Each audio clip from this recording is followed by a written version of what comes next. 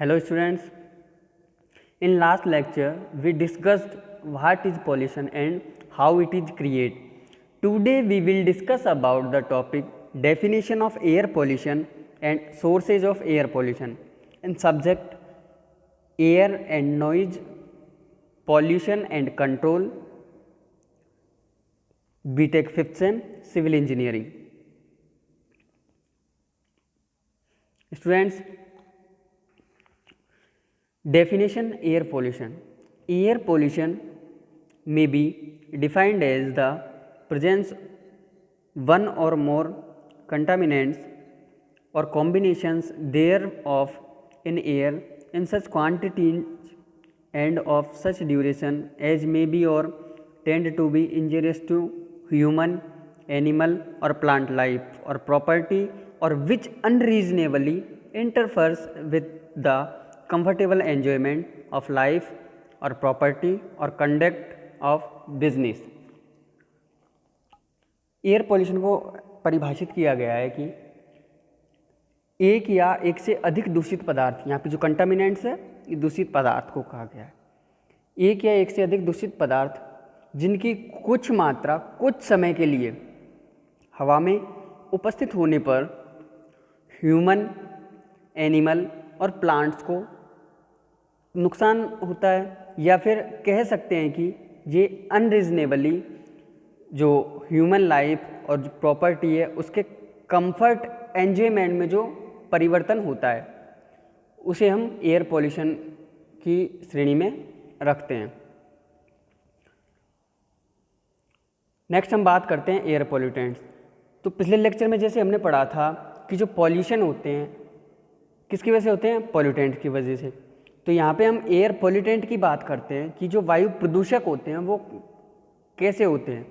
तो it is a substance और effect dwelling temporary और permanently in the air which adversely alters the environment by interfering with the health, the comfort और the food chain, और by interfering with the property values of people.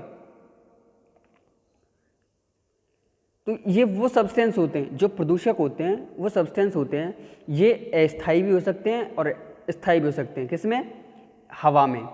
ये क्या करते हैं, ये परिवर्तन ला देते हैं।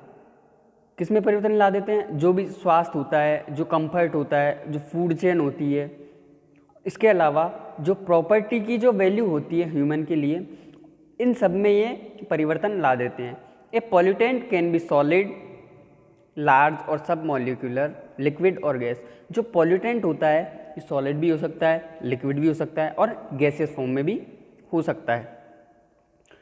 अब हम बात करते हैं ये जो एयर पॉल्यूटेंट क्लासिफिकेशन है।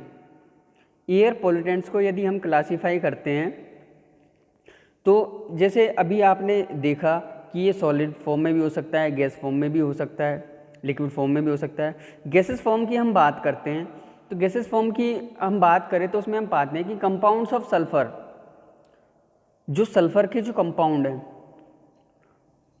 ये गैसियस फॉर्म में होते हैं। जैसे जो नाइट्रोजन है ये भी गैसियस फॉर्म में, कार्बन भी गैसियस फॉर्म में, ऑक्सीजन एट्सेट्रा, ये सारे कुछ कौन सी फॉर्म में होते हैं, गैसियस फॉर्म में होते हैं। नेचुरल कंटामिनेंट्स की बात करें तो पोलन पार्टिकल्स, बैक्टीरियाज, ये नेचुरली जो क्लासीफाई पॉल्यूटेंट हैं। एरोसॉल्स, डस्ट, स्मोक, ये भी हम नेचुरली कह सकते हैं क्योंकि जो डस्ट, स्मोक है, मिस्ट हैं, ये जो कोहरा, धुंध, फ्यूम्स, फॉग्स, ये सब कुछ किस में आता है, नेचुरल में। नेक्स्ट हम बात करें सोर्सेज ऑफ एयर पोल्यूशन कि जो एयर पोल्यूशन है कैसे होता है। तो जो पोल्यूशन होता है वो दो तरीके से इसके सोर्स हैं। एक तो अपन कह सकते हैं नेचुरली, सेकेंड हम कह सकते हैं मैन मेड। जैसा कि हमने लास्ट लेक्चर में पढ़ा था, एयर पोल्यूशन में ओरिजिनेट फ्रॉम ए नेचुरल और एंथ्रोपोजेनिक सोर्स और फ्रॉम बोथ सोर्सेज, या तो नेचुरल से या एंथ्रोपोजेनिक सोर्स से या फिर दोनों से एयर पोल्यूशन हो सकता है। एग्जाम्पल के तौर पे हम देखें तो नेचुरल सोर्सेज में क्या आता है, एन इरप्टिंग वॉल्केनो, जो भी ज्वालामुखी का फटना, ये भी नेचुरल सोर्सेज में आता है, ज्वालामुखी का फटना। एक्सीडेंटल फायर, कभी कभी जंगलों में आग लग जाती है, तो ये भी किस में आता है, ये नेचुरल सोर्सेज में आता है। अब हम मैन मेड सोर्स की बात करें तो मैन मेड सोर्स में आप मैन मेड सोर्स को भी यहाँ पे 2 भागों में क्लासीफाई किया है, आप देख सकते हैं।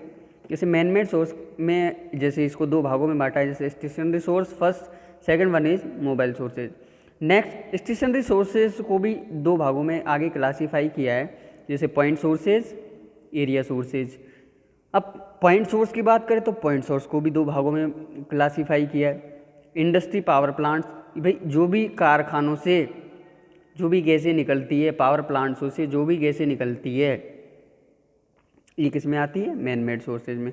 फ्यूल कंबशन की बात करें, मतलब ईंधन के जलाने पर या ईंधन का दाहन करते हैं, ईंधन को जलाते हैं तो जो गैसें निकलती है, जो वातावरण को प्रदूषित करती है, वो भी मैन मेड सोर्स की वजह से ही होता है। एरिया सोर्स की हम बात करें, एरिया सोर्सेज की बात करें तो इसमें दिया है इंसिनरेशन, रेजिडेंशियल, इंडस्ट्रियल स्टेट, कि घरेलू और औद्योगिक, इनसे जो भी गंदी गैसें निकलती हैं, फाउल गैसेस निकलती है, ये सब हवा में घुल जाती है और उससे जो वायु है वो प्रदूषित हो जाती है। Second, rail yards, ports, rail yard port से भी जो भी वेस्ट गैसें हैं ये भी हवा में मिल जाती है, तो इससे भी क्या होता है, एयर पोल्यूशन होता है। मोबाइल सोर्सेज की बात करें तो line sources and next highway, rail roads.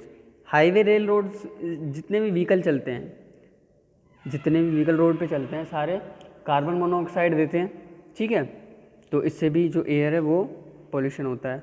अब हम परसेंटेज की बात करें कि जो मैन मेड पॉल्यूशन है इसका कितना कितना परसेंट ये क्रिएट होता है। जैसे ट्रांसपोर्टेशन की हम बात करें तो ट्रांसपोर्टेशन में कार्बन मोनोऑक्साइड 92% क्रिएट होता है, सल्फर डाइऑक्साइड 4% क्रिएट होता है, हाइड्रोकार्बन 65% एंड नाइट्रोजन के ऑक्साइड 42%।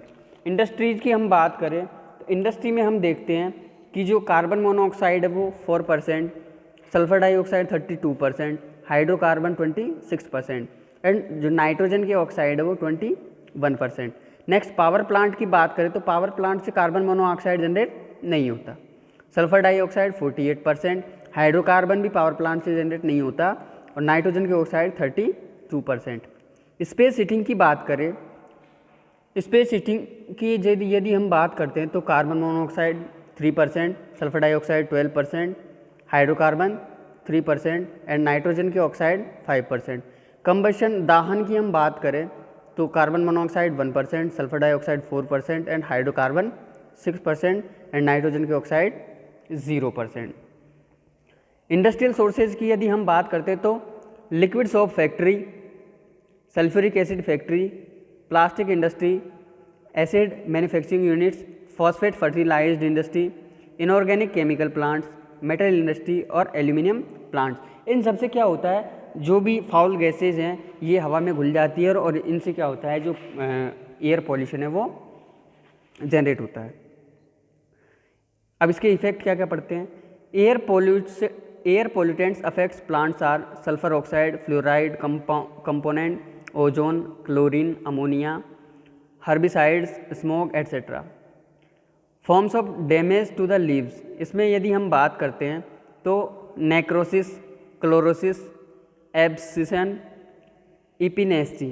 तो नेरोसिस इनका मतलब ये गल जाना, घुल जाना, ठीक है, तो सारे इनका यही मतलब है कि एयर पोल्यूशन से क्या क्या होता है, जो सल्फर ऑक्साइड होता है, फ्लोराइड कंपोनेंट होते हैं, ओजोन होती है, क्लोरीन होती है, अमोनिया होती है, ये पेड़ पौधों की पत्तियों को या तो गला देती है या फिर उनमें छिद्र हो जाते हैं। आगे हम अगले लेक्चर में बात करेंगे स्टूडेंट्स।